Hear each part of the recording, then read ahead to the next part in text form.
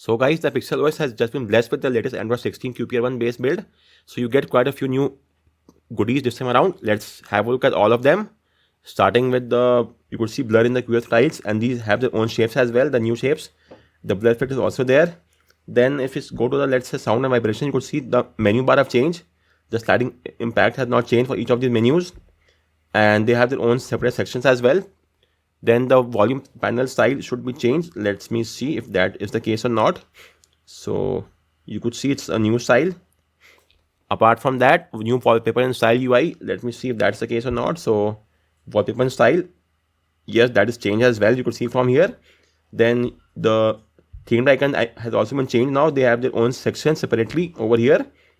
Then the icon size has been changed. You no longer have the 5x5 or 4x6. You could see you have to choose from the small, medium, large, or XL. Let's go with small. Apply. It's now applied. Likewise, if you choose the wallpaper, you get a new UI. For example, let me see. Okay, these are the new Pixel 9 series wallpapers. Let's choose this one.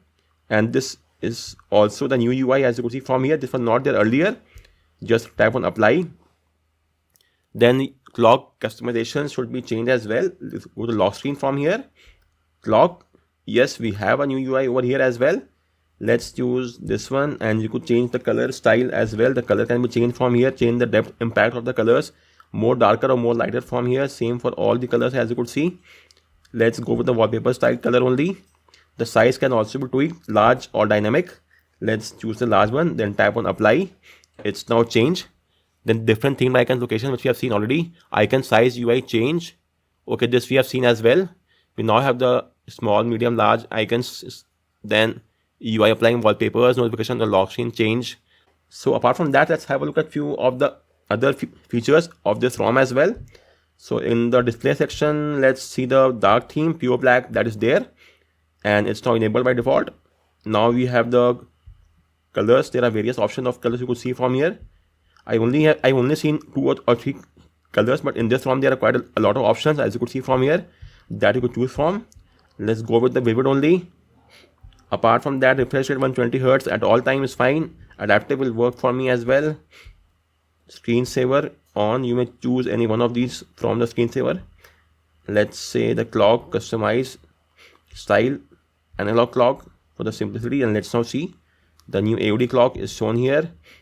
Then apart from that, tap to sleep is working as well. Tap to wake is also working. In the system sections, we have the gestures. Double press power button to open the camera, only one single tweak, no other option. That is sad to see.